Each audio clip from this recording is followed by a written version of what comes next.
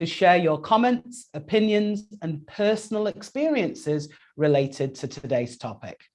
We only have a short time together, so please post your questions as soon as you can. All right, so you'll also notice at the bottom of the screen the letters CC and live transcript underneath. So if you'd like to read what is being said, please click that and the closed captions will appear on your screen.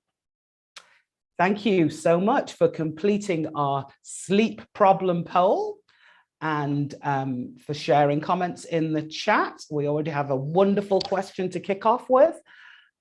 So I'm going to give you about 2 more seconds to respond to the poll, and then we can find out what our results are. So I'll come back to that in a minute while we're waiting. As I mentioned, my name is Maria Kennedy. I'm a mom and an educator. And I like to tell people that I talk funny because I'm from England. My greatest accomplishment is the creation of my amazing son, Aaron. Yep, like most of you, I'm a proud parent too. His educational journey as a gifted Black boy has been the catalyst for my innovation and challenging of the status quo. This journey has taken us to several countries and has enabled us to have an unparalleled view of student access or lack of access to gifted education. I would like you to join the conversation so that we can effect a positive change in the provisions for all gifted and 2E or more E students. So, okay, so let's close the poll and see what we found out. Okay, so, oh, nice balance. So some of us, so there are actually more people who have problems getting to sleep, either themselves personally or their children. And we have a large proportion of people who are having problems getting their children awake or themselves awake, because when they wake up, they're still feeling tired. And so we're going to talk about that in a little bit. So we'll talk with our very own sleep doctor, Dr. Isaac Tights. So just before we get into conversation with Dr. Tights, let me tell you a little bit about him. So Dr. Tights is a Southern Californian clinical psychologist and youth specialist, as well as a published author, researcher, and speaker. Dr. Tights founded All Mind Health to treat a wide variety of issues and populations. His specialities are in youth psychology, sleep treatment, and solution-focused therapy. Specifically, he helps children and families manage strong moods, attention, and interpersonal difficulties, as well as insomnia. Dr. Tights earned his PhD in clinical psychology from Palo Alto University and his BS in human development with honors from Cornell University. His research focuses on the application of dreaming, lucid and otherwise, to mental health issues, including depression, PTSD, and bereavement. He is also the administrator of continuing education for the International Association for the Study of Dreams. So there's so much more that I could say about him, but I know that you're going to learn an awful lot from him today. It is my distinct honor and privilege to introduce today's esteemed guest, Dr. Isaac Tights. So, Dr. Tights, let me first say a huge thank you to you for making time to engage in conversation with us today. My pleasure. It's always a joy to chat with you, Maria. So looking forward to chatting with you and the rest of our audience as well. Cool. Awesome. Well, right out of the gate, we had a question. And I think it's a really great one. What our viewer says is there seems to be help for those who can't fall asleep. But what about those kids who can't stay asleep, waking for hours in the middle of the night? Any suggestions for what a parent can do to help? Definitely. So this question asker has stumbled upon the additional aspect of insomnia. There is sleep onset insomnia, where it's hard to get started. And there's all the different remedies and techniques, warm glass of milk and things like that, as well as some techniques that I actually will be teaching later on in today's session. And waking up in the middle of the night is going to be sometimes tricky for folks, kids as well as adults. So for when you're awake in bed for more than 20 minutes, 30 minutes tops, it's time to get out of the bed, because we don't want to teach the body or the brain that the bed is a place for being awake and stressing. It's for being asleep, or if you're sick. So we get out of the bed and we go to a comfy nest area. It could be a beanbag chair or a sofa or a couch or even just a pile of pillows. And you do whatever activity it was you did to wind down to sleep. In fact, you kind of rewind back to sleep. If you're reading before bed, you do a little bit more reading. If you're stretching before bed or drawing before bed, you do a little bit of that, but not without any screens. That's not what the nighttime is for. And that's not what the brain expects to see at night. In fact, the brain doesn't know the difference between screen light and daylight. So any extra screen time before bed or in the middle of the night is going to trick the brain into thinking it's wake up time. So we replace any screen times with something relaxing or even boring. If there's a class that they were falling asleep in during the day, that textbook is going to be really handy to fall back asleep in the middle of the night. Or if there's a familiar book that they've been rereading and rereading, then they're not going to be anxiously wanting to see what happens to Harry, Ron, and Hermione. They know they're going to be okay in the end. Spoiler alert.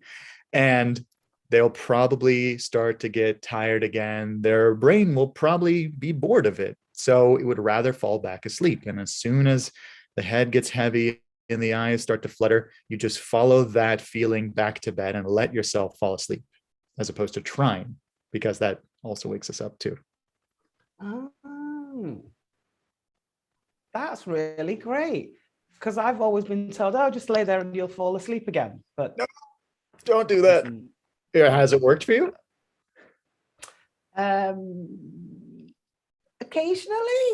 Yeah, exactly. But I sleep for like 10 minutes and then wake up again. Because now your body knows that the bed's not just for sleep, it's for waking up and stressing about it again. Yeah, because I will fall asleep, sleep 10 minutes, wake up, fall asleep, wake, and I go, oh my gosh, is it not time to get up yet? What's going on? Yeah, that doesn't sound fun. No, it actually isn't. Okay. So we have another question. So what about the fear to go to bed because of bad dreams? So bad dreams might reoccur. So for those people that have already had maybe a nightmare and are worried that it's going to happen again. Exactly. It's a big challenge for a lot of people, big and small. Even folks who've gone to war will have PTSD nightmares, and they don't want to have that again, and they might stay up, and that actually doesn't help them recover either. So for everybody who has a nightmare, especially if it's a recurring nightmare that you've had again and again and again, that's actually the best one to use a technique that's called imagery rehearsal therapy. Granted, it's better when you have a therapist to kind of walk you through it and help you practice it. But the main idea is you write down the nightmare that you had and all the detail, everything that bugged you about it from start to finish, as soon as you could remember the beginning of the dream to the last part that you remember having before you woke up. And you put that aside, and then you rewrite the nightmare, starting from that kind of generic dream that it began in when it was kind of neutral or even positive. But before it turns negative, you rewrite it. You kind of change the tracks of that train or trolley or roller coaster, if you will. So you go down a different path. So instead of going, down the hall and turning left and seeing a monster, you go down the hall and then turn right and see your best friend or your favorite snack or whatever. So your brain is used to having the old nightmare, going down that usual path. But now that you have the new one that you've written, if you can revisit it and rehearse it and mentally imagine it over and over and over again, it's like you're practicing having that experience. You're running through what would happen. So your brain is actually connecting the neurons of that scenario in your mind, the same way that when people imagine shooting a hoop for basketball, they actually get a little bit better at it just by imagining it. And then just for thematic purposes, but also it's not an unfun idea, you could take that old nightmare and tear it up or crumple it or throw it away or recycle it. And then you just keep that new dream and you rehearse it a bunch of times during the day and especially before the night.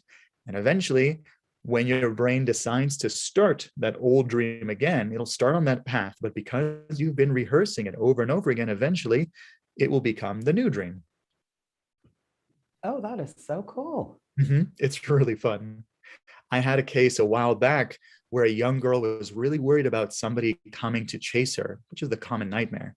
And when she came back the next week, her whole dream started off the same, but then she and her whole family grabbed the person who was chasing her, stuffed him into a cannon, and pulled the kind of chain, and it exploded in confetti, which was a very fun way of changing it. Oh, I like that. And so she was able to change the whole path of that dream in the space of just a week? Yep. You rehearse it every night before you go to bed, and a couple of times during the day whenever you're reminded of that old nightmare. So anytime your brain thinks about it, but also just on purpose, you make sure that that's what you're imagining, and that's what ends up happening. Cool. So that's retraining those neural pathways exactly that we talk about. That is cool. Yeah. I like that. I think I might have to try that. Tell me how it goes. Yeah, I'm always dreaming about crashing. So yeah, that's not a good one. So yeah, you've been on fire. I've learned so much right out the gate. Thank you so much. Pleasure. So one of the things that I was going to ask you about is, you know, there are lots of myths about sleep, what we should be doing, how we already debunked the one about staying in bed all the time when you can't sleep. But I know that there are still lots of things that I, for one, do wrong. One of them is, my parents have always said you should turn off the light and the room should be dark when you go to bed. But I'm a reader, so I'm always reading, so my room's always light. And then I read somewhere that it didn't matter if the room was dark and having light on wouldn't be harmful. So which one of them's right? What I read or my phone? Well, which one works for you? Which do you feel you fall asleep best in? You're the expert of your own experience, and different approaches work for different people. So Cool. When I work with patients and I'm giving them suggestions on whether to have light in the room or to keep it colder or to have a fan going, there's different reasons for why it works for some and not for others. There's not one size fits all. And even the amount of time you're sleeping every night changes as you get older and depending on who you are. So any of these aspects that you read about online that your folks tell you, they might be just what works for them. And you got to work around and shop around and try out the different things until you find what actually works. That's why it's really helpful to sometimes even track your sleep, to write down every morning approximately how long you were in bed and how long you were asleep for. So you can see, oh, when I had spicy food this night before, I had a terrible nightmare. Maybe I won't do that so often. Or when I drank a lot of water before bed the night before, I had to wake up a bunch of times to go to the bathroom. So you mix and you match and you course correct. And it helps if you have a therapist who knows what to look out for and what questions to ask so that they can help you kind of narrow down your approach and find what works best for you. I really love that because talking and working with 2E children, one of the things that we know is that they're not all exactly the same. So it's really, for me, just like, oh, wonderful. There isn't a one size fits all. And we can't just shove my children into a box and say, you must do this and you'll be perfectly fine. Oh, that is so cool. So cool. So you mentioned slightly about, or at least you talked, well, yeah, you mentioned it, the different amounts of sleep, which brings me to another one of the spaces that I don't work really well. So I had read that you need to have 7 hours of sleep every night, and I rarely ever do. I mean, I have to go to bed late, but I always wake up early. Pre-pandemic, I used to have an alarm clock that woke me up. What's really funny was that I still would tend to wake up a few minutes before it anyway. But then since we were all working at home now and I didn't have to drive to work, I didn't have a 30-minute sitting in traffic. Oh, the good old days. I'm good. That was the only good thing about lockdown, as far as I was concerned, was if I had to leave my house, I didn't have to sit in traffic. And for anybody in LA, they'll understand how LA traffic is really bad. So I still get up early, but now I don't need the alarm clock at all. I'm still waking up at 5 o'clock in the morning, no matter what time I go to bed. So sometimes I sleep 5 hours or less. Should I really be trying to fix that and sleep longer? Or is that okay? Because I've read some conflicting things about your body getting used to a little or less sleep, but I will crash after about a month, and then I try to catch up on sleep. I know I can't, right? Well, let me try to help put some of those rumors to rest, and there wasn't a pun intended there. But it was a good one. So the idea is, obviously, when you were little, you needed much more time asleep. And children need much more time asleep than when they grow up. So as we get older, we do need less and less sleep. But there's not a one size fits all here either, because even within the age groups, each individual needs and gets refreshed more with a different amount of sleep. So that's going to be the metric, is how refreshed are you? Do you feel well rested when you wake up? If you're waking up naturally after 5 hours, but you're ready to start the day and you can hop out of bed and get things going, then maybe that's all the time you need. You just have that time of the day to get things started. But if you need 7, 8, 9, 10, whatever hours to fully feel refreshed, to be able to handle the stressors of the day, to remember the things that your friends or family or teachers are telling you, then maybe that's the amount of time that you need, and that's okay too.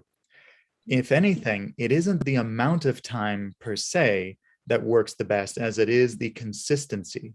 So if you can get to bed at around the same time and wake up at around the same time, Benjamin Franklin had something about, early to bed and early to rise. I get around to same time to bed and same time to rise, makes you well rested and wise, hopefully. So by you getting that consistency, your body and your mind essentially get with the program, and they expect, okay, they've started to wind down at the same time. They're doing the things they need to get ready for bed, and so sleep comes next. And then they'll fill that time with good sleep and wake up at the same time every morning, even on weekends. Because if we try to sleep in on weekends more than we need to or more than we're used to, it's almost as if we're flying over to another part of the world for a bit. That's a couple hours ahead or behind. And then Mondays are really terrible. And not just because you're an orange cat named Garfield, but rather your brain essentially has jet lag and is trying to catch back up to its old suggested or required amount for sleep. So finding that best time for you is going to be very important, and then sticking with it every day and every night. That's so cool. And that now explains why even when school's out or when we're on the weekend or on my holiday, I wake up at 5 o'clock every morning. But maybe there's something fun that you can do to enjoy it. that's your time in the morning that maybe everyone else is asleep. You can catch up on your Oh reading. yeah, I hop out of bed. I have a whole morning routine which involves using the restroom and reading a book. So that's what I do first thing in the morning. There we go. Yeah. But now that makes perfect sense. So I do have a question about my son, but I'm going to come back to that one because we do actually have another question. What do you recommend for kids who have a lot of energy before bed? Is it better to try to stick to the bedtime or pointless to do that until the child has calmed down enough to feel tired? So there's a few strategies you can take with that one. One of which is to try to get them to burn out their energy earlier in the day, whether it's a trampoline, whether it's exercise, martial arts, things like that, dance, just get them to dance it out. And then because you've burned out that earlier in the day, they might start to get tired sooner so that it's easier to get them to start their wind down process. But that's going to be important too. Having that same routine every night to shift from what is daytime and what is nighttime, what is getting ready for bedtime, especially turning off screens and many of the other stimulating behaviors or stimulating activities so that they can start to get ready. So whether it's getting them to brush their teeth or, take a bath and get in their pajamas and then do some reading. And eventually by getting that routine going, they do, thing X, thing Y, catch some Z's. And then they do it again the next night, thing X, things Y, catch some Z's. And then after a while, they're used to, thing X, thing Y. Well, their body expects to catch some Z's. So some persistence and once again, some external support on the side of a therapist can be very helpful for that. Awesome. I like that. That's really cool. Thank you. So following on from that, I had because one of the myths that I had also read was about exercising. Now, like I said, I'm a kind of a morning person, so I do like to exercise in the morning. However, if I have to be somewhere particularly early and I can't, then I do occasionally exercise at night. And so I'm working on distance running. So I go out, and one of the beauties about running along the streets at night is, again, there isn't much traffic, so I'm less likely to get run over. But I read somewhere that exercising before bed wasn't good. That's why I said earlier in the day, I was kind of hinting at trying to get the exercise pushed sooner and sooner during the day so that the body has enough time to wind down, to kind of excite, relax after the exercise. Granted, there are some people who right after an exercise, all of their adrenaline has a huge dip right afterwards. And so they find it's a lot easier to fall right to sleep then. So this is another scenario of you find what works for you. Many people do benefit from getting their exercise done early in the morning so that their body is tired, and then they have essentially a tired body that they keep on using throughout the day. So they get really tired by bedtime. But if it works for you to get a little bit of an exercise and then preferably maybe a shower right before bed so you don't go to bed sweaty, that can be very helpful too. Oh, cool. Oh, I'm learning so much. That is so cool. We do have another question. Now, I don't know whether or not you recommend supplements. I personally do take some because when you get to my age, apparently your bones need a little bit of a help. But one of the questions is, are there any new supplements or medications available for kids to help them stay asleep without solving for this all the behavioral interventions or medications that target dysregulation during the day, because they have a limited impact? Alternatively, is it unwise to give a young person, 9 years old, a very late bedtime, say 10 or 11 p.m.? So I'll try to answer them in order, but remind me if I missed the part of the questions.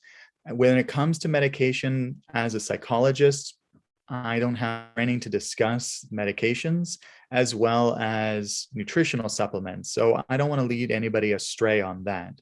Those are definitely questions to ask your your psychiatrist. It's a Freudian slip if I ever heard one. Or to make sure that you find the right combination of things that work best for your child. So maybe even a pediatric psychiatrist or nutritionist is going to be the right one for you there. In tandem with the behavioral approach that we use at All Mind Health, this might be the best kind of multi-pronged approach, so that yes, you're allowing the child's brain to have the extra nutrients or even the chemicals that they need to kind of learn and practice the skills. So we look at medications like training wheels or water wings. They're there to help make it a little bit easier to practice the skills that are needed, so that if for whatever reason, the medication is run out and we haven't refilled the prescription, or we want to titrate and kind of reduce the amount over time, those skills that you and your children have been practicing over time have become so strong. The neurons, that pathway has been trained and exercised and really strengthened so that you can continue sleeping well without medication. As for the last part, was the 9-year-old needing later bedtime. Later to bedtime. Thank you. So there's a different approach you can use there with regards to getting the child ready for sleep. One night of staying up later so that they can really get tired and fall asleep. And maybe that might be what's called a chronotype, which is their type of sleep schedule. There's morning larks, there's night owls, and in the middle, there's the hummingbirds. So these are the people that can go to sleep kind of somewhere in between. It might be that the child needs to get their energy out earlier or just needs to fall asleep a little bit later, but you still wake them up when it's time to go to school.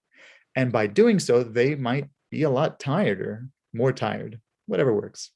And that allows them to get more tired for the next night so that they might go to sleep a little bit sooner.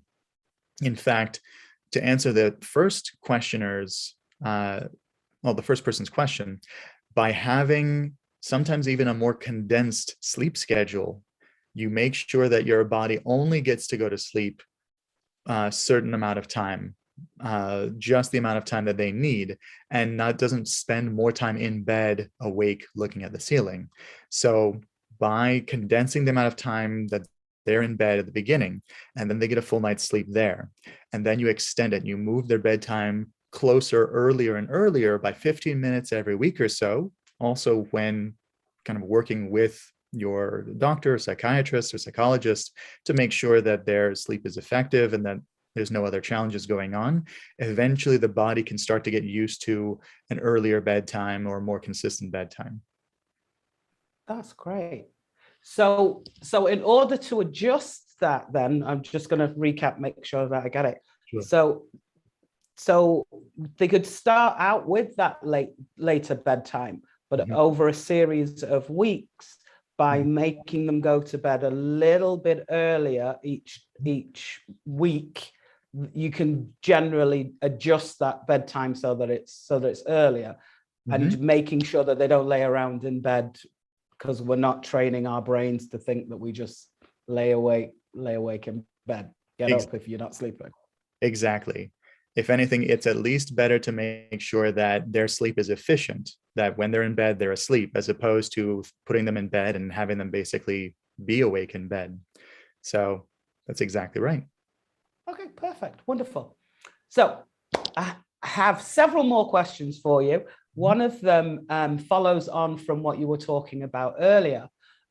So the viewer says that I have been told that it takes 3 weeks for a pattern to become a habit.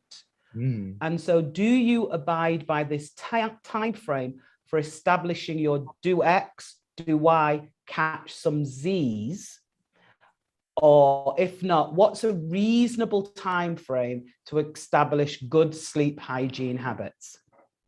So the time frame is more dependent on what is working. So if the X and the Y are reading and stretching before bed, and that's what works for the individual, that's what relaxes them, great.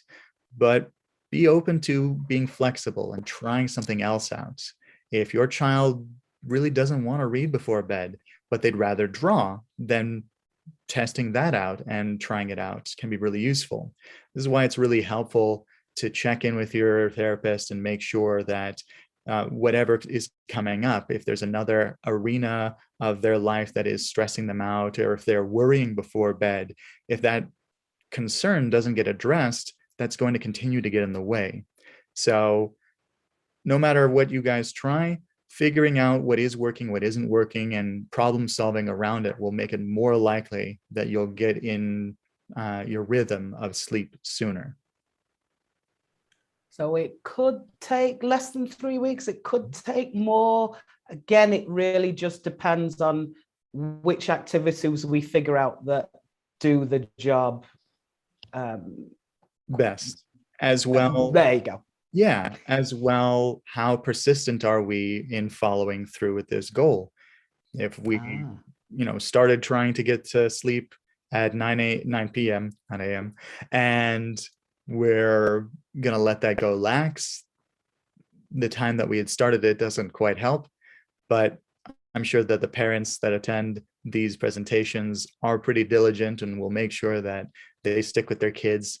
And by doing so, by making sure it's a thing, and maybe even setting a reward system so that if they're able to get to sleep by a certain o'clock, then they might get a prize. Or if they're able to stay in bed the whole night through by using these techniques, granted, getting out when it's time to get tired again, without needing to run over to mom and dad's bedroom or any of the parents' interruptions. Therefore, they might be more inclined to keep on practicing again on their end too. Nice. And so on that, so we had just had a comment. So it's also about managing the individual stress levels then, when we're addressing that, because a lot of our children not only suffer from stress, as you know, but anxiety. So I guess maybe we slow it down or switch in order to manage those things as well. Definitely. The whole process of sleep actually is a very large part of how we manage stress. During the day, our waking mind is producing cortisol, the stress hormone. And over the night, our sleeping mind is producing melatonin, which is a sleeping hormone. So by us getting more consistent sleep, we're better improving our ability to handle stressors during the day. Unfortunately, it can become kind of a catch-22, because if we're too stressed during the day and we're stressing out at night, or we're worrying in the bed, then we can't go to sleep. That's the difficulty with looking at screens before bed. It's our eyes are open and we have light shooting into them, and that increases the stress as well. But even lying in bed awake, stressing about, oh, I need to get to sleep, I'm going to have a terrible day tomorrow if I don't get sleep, will keep us from getting sleep. So instead, there's a fun technique called worry time, where you essentially just reschedule those worries at a different time of the day, preferably far and away from the bedtime and the bedroom, where you can just set a timer for 5 minutes and start the timer and just run through the worries that you're thinking of. Whatever thing is bugging you, just get it out. You can say it out loud. You can write it down. You can think it to yourself. You can record it on your phone if you really want to, and delete it right afterwards, or share it if you want to, let people know what bugs you these days. But the most part is by you addressing, or by you at least letting those worries have their time on the podium and then letting them go, you're no longer fighting them. You're no longer hiding from them. You're no longer giving them any power. So they no longer need to come at you at night when your defenses are down and you have nothing else to distract you. They have their time, and you give them their space. And when you run out of time or when you run out of worries during worry time, you just start back over again. So you repeat it so many times, they start to lose meaning. They start to seem silly. English is a silly language. We say the same word too many times, and then it starts to lose its sense of, I'm saying it wrong, or it's not spelled that way, is it?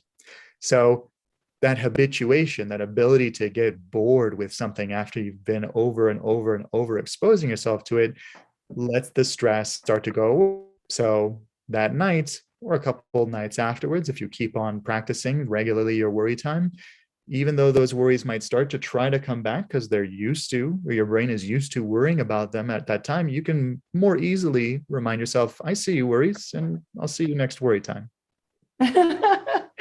That's so cool. I Mhm. need to schedule some worry time.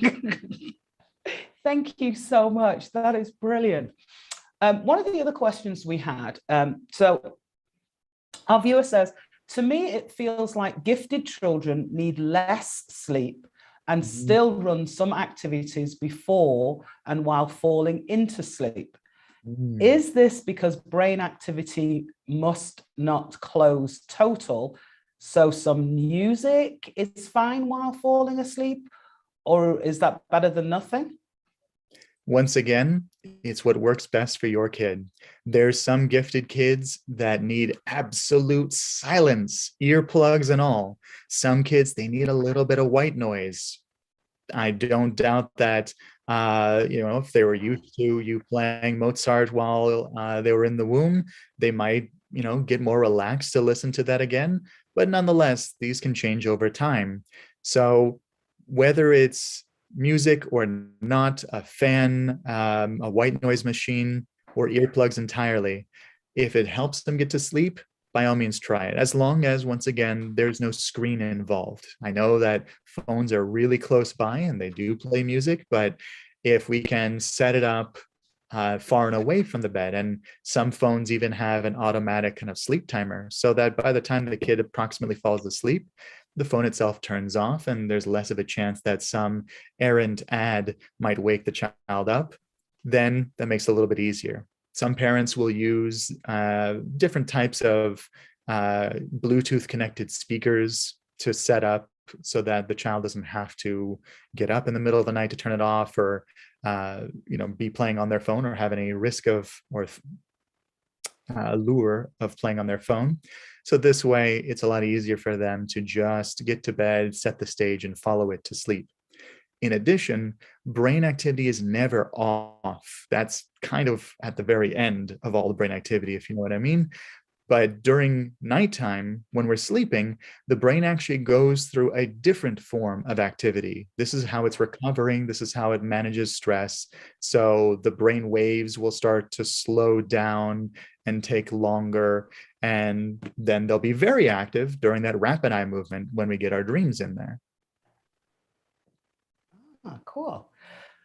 So so some of my students are on the autism spectrum, Mhm. and sleep for them, I know, has been a major nightmare. Mhm. We at school have recommended things like diet and changing bedtimes, but is there something that you can recommend specifically for our TUI students, or just generally for children who are autistic? Sure. So it does get extra tricky for kids on the spectrum, mainly because, as far as we understand, there are so many individual variables. One child's challenge might be to get to sleep. That transition from waking mind state to sleeping mind state can be a bit challenging for them to kind of let themselves relax and let go. Just like a transition from the home to school, or from an expected activity to something unexpected. Transitions are tricky. Same thing can happen for waking up. Some kids will sleep for a very long time, and their ability to kind of boot their brain up and get started with the day can be really tricky as well. So, having some strategies ready to try out for either end and to find what works is going to be useful. For kids to get to sleep, having a routine, having a structure, having an expected routine can be very helpful, so that they know, okay, we've finished our homework, we've brushed our teeth, we've combed our hair, we've gotten in our pajamas, and the room is darker now. They may engage in some activities that will be a little bit more lower key, whether it's reading or stretching or relaxing. It might even be meditating, where they are awake, but their eyes are closed, which technically uses a different brainwave. Our waking time, we're using what are called beta waves, but if we are awake while our eyes are closed, we're using alpha waves. closed, which is technically the beginning part that we need for sleep, of course, if we're sleeping with our eyes closed. So this can be an approach, and by maybe even having them listen to some music while their eyes are closed or meditating while their eyes are closed, eventually their brain may start to get the message and start to slow down and get to sleep. Alternatively, for waking up, it's the opposite. By getting light on their skin and in their eyes, even screen time for the first couple of minutes upon waking, getting them out of bed, getting them moving, even having a full glass of water to start the day off, makes it a little bit easier for them to stay awake and to keep going. In addition, kids on the spectrum may need a little bit more time for sleep. They may need more time to recharge. So that might mean setting their bedtime a little bit earlier and then waking them up a little bit later, but in time for school or for whatever activities we have planned. This way, they're used to getting what they need for sleep on their schedule that works best for them, which may be a little bit different than the average child, but if it helps them out and if they feel refreshed, then they're going to reward you. They're going to show you, parents, exactly how refreshed they are and how much more fun it can be when everybody gets the amount of sleep that everybody needs. Nice. I love that. Mm-hmm. So I'm an early bird, right? Because I like to get up early. A morning lark, yeah. Oh, there you go. I'm a morning lark. Mm-hmm. Okay, so my not so little person is a night owl. He stays up all night, but then doesn't want to wake up in the morning. Or at least not on your schedule, which is unfortunate. Yeah. Right, and definitely not on my schedule at all. One of the things that now I used to be a night owl, so I'm assuming that at some point he will switch. Maybe in his will he switch in his old age, or am I just unusual? Maybe he's got your genes, so that helps. Okay, but there was when I was in Louisiana, there was a report that came out that said that children shouldn't go to school early in the morning because their brains just weren't wired to be working that early. We used to start school at 7:45 in the morning, and when that report came out, they switched our time, and so instead of starting at 7:45, we started at 7:30 because they figured that the kids needed more time. And I'm wondering, given the fact that there is evidence that small brains really don't function very well at 6 o'clock in the morning, and they don't want to be riding a school bus at that time. And is there another school of thought to support why school maybe should start later? Or why is it that we start school so early? Well, that latter question may be more due to parents' schedules and work schedules and how we expect that little people should be working on the same schedule as big people and work towards that same aspiration. There's some historical effects you can think of how, back in the Middle Ages, we would paint little people, children, as just small adults. This concept of the child is just as aware and cognizant and thinks just the same way that an adult does has been part of our psyche for a good long while. And you're right, research is starting to see that, surprise, surprise, it's not exactly the case. In fact, some studies were done through Stanford and on behest of Dr. William Dement, the man who coined the term rapid eye movement. He started to advocate for the later start time for the local high schools. And they saw that by doing so, they were able to improve so many factors, including mental health, and even reduced suicide rates by making sure that children were able to get the sleep that they needed, woke up on the time that worked best for them, and then got to school. Perhaps, and this is more of a policy suggestion than a psychological study, but if parents were able to get their kids to school a little later and then go to work and then pick up their kids a little bit later from work, as opposed to the early kids to school and then to work on time and then get out of work a little bit earlier. This might change things around. But now we don't need to take all the time to commute. We may be able to work from home or work in a local space, or we may be able to change up how we do work and how kids do school in a way that might work better for everybody. Most definitely. Because I think COVID has taught us that everybody doesn't have to be at the office all at the same time, right? Mm-hmm. So I definitely think that we should definitely be exploring that more. I feel so sorry for the little people on buses at 6 a.m. Mm-hmm. Dr. Tights, you also utilize dreams and the powers of dreams.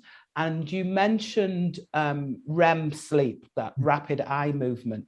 But I have read conflicting things that we only dream when we're in REM, or we don't dream when we're in REM. What's the best sleep and how do I get it? Sure. So the best sleep is, once again, the one that helps you feel refreshed. So if you're waking up in the morning and you feel ready to start the day, great. But if you're feeling groggy, you may need more sleep or less sleep. If we're sleeping more than we need to because we're trying to catch up on sleep, our brain might actually have gotten all the sleep we needed, but by getting back into all those stages of sleep again, it might expect another full night of sleep and you'll wake up a lot more groggy. So being flexible and finding what works best for you and helps you feel most refreshed, that I think, with some consistency as well, would be the best sleep for you, for your kids. And keep in mind that that may change over time when when everyone grows up. With regards to sleep, the different aspects of sleep, or sorry, the different stages of sleep go as follows. So like I said, when you close your eyes, you shift from using beta wave brain waves to alpha waves, which are a little bit kind of lighter, a little bit easier for you. And then you'll go into stage 1 sleep, which will use delta waves, and stage 1 uses alpha waves, stage 2 and 3 may use delta waves, and stage 3 and 4, which are the very much deeper sleep, use delta and gamma waves. And then you'll have a little bit of rapid eye movement, at least at the beginning of the night. And all of that will happen around a 90-minute cycle. That's called a REM cycle, or a REM period. And as you sleep over the night, you're going to go through a few of these different cycles. And each time, your slow wave sleep, your deep sleep, is going to reduce, and you'll have more and more REM sleep. So the dreams may become more vivid, more visual, more bizarre, which is perfectly normal. So by you going through the night and letting your brain go through the different cycles and letting it do what it needs to do, as far as the slow wave sleep has a lot more of the human growth hormone happening. So that's for helping repair muscles and just recovering the system, and maybe even washing out some of the stress hormone from the brain.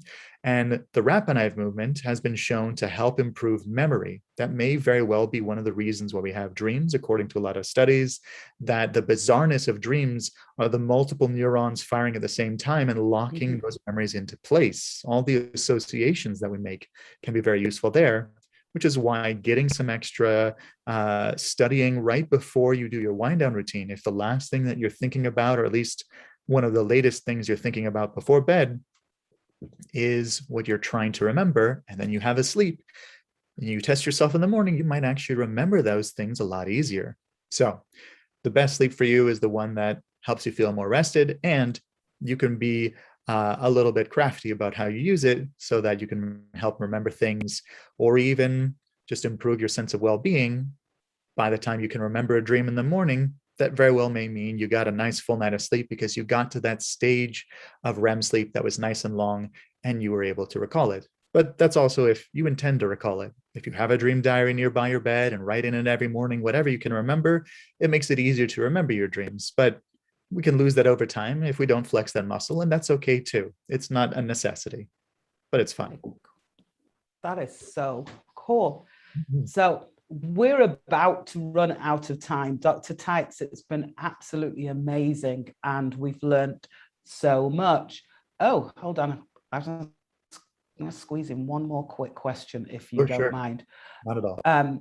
So one of our viewers asked, do you put credence in listening to music that has the same frequency to get to sleep or to focus, be creative? There are some studies that have used binaural beats, that have used similar frequency patterns to get to sleep. And similarly, similar studies have been used, not necessarily for music, but even magnetic waves to help people get to a dream state or even a lucid dream state. So there is something to it. I personally haven't conducted the studies myself, so I can only say for what little I've read on those in particular. But once again, we can be our own scientists. We know ourselves best, and we can try things out. If we are able to focus more, if we're able to kind of keep concentrating more or notice less distractions while studying, then that might work well for us. But other people study well without any music at all. Or if we're able to fall asleep faster by our own subjective measure or any type of device that we put on or near us at sleep, and we find that we're sleeping better, we're feeling more rested, once again, that works well. Similarly, if we're noticing that our dream material is starting to become more clear to us or important, or it's relevant, whether it's to yourself personally, to your family, if you discuss it in the morning, or to your therapist, if you use it in your sessions, then if it's helping you, keep on doing it. But if it's not, then you can always just set it aside for now and try something different. Oh, cool. Mm-hmm. So, Dr. Tights, I know you do a lot of work also with dreams. Unfortunately, today we're not going to be able to explore that because we've spent so much time exploring sleeping, which is just so fascinating. But would you be open to coming back and talking to us about dream therapy? Because I know that's another one of your areas of expertise. Well, you're absolutely right. Sleep is important for all minds in order to be relaxed and refreshed to start their day. And it's also important so that you can get to those dreams. So by all means, we've gotten the introduction, and hopefully everyone's getting a lot better sleep. So I'll be very happy to talk about dreams and any other aspect of psychology for kids of all ages. All minds deserve sleep and can also deserve good dreams too. I would love to come in and talk about it. That's awesome. Awesome. I'm going to sneak one quick question in. All right. On the binaural sleep rhythms, our viewer wanted to know whether or not they needed to listen with headphones, or can they just play it? So that's more a matter of comfort, really. But headphones themselves can be kind of clunky. Earbuds can be useful just to get the actual binaural experience going on. But then again, you have earbuds in your ears. So if you're rolling over, they may fall out. This can be something that you can listen to get ready for sleep, to wind down, and then take out the earbuds or replace them with earplugs if you want to, and then follow it to sleep. But once again, you can try it out, see how it works for you. And if it does without headphones, then enjoy. A man after my own heart, Dr. Tights. I'm a firm believer in experimenting and trying and then ruling out the things that don't work for us. So I guess that we need to be much more into that, exploring and trying to find out what will work for us as adults as well as for our children. Because as you say, we're not all the same, and things work for some of us and not for others. It has been an absolute delight and a pleasure to talk to you, Dr. Tights. And I do hope that our viewers have been able to move forward with their good sleep hygiene. And I know those people that will watch the replay will get lots and lots of value from what you've shared with us today. So I'd like to thank everybody for joining us. When we end in a few minutes, you will get a short survey. Please take a few minutes to fill it out. Your input is very, very valuable to us. If you have any questions or comments, please feel free to email crucialconversations@2ecenter.org. And if you check out our website, you will also be able to see the replay, which we'll post in 24 hours, as well as Dr. Teitz's contact information, because I'm sure if you contact him directly, he will be more than happy to help you with your sleep issues and those of your little people. So thank you all so much. Next month, my guest will be the multi-award-winning director and producer, Mark Solomowitz. So please make sure that you join me.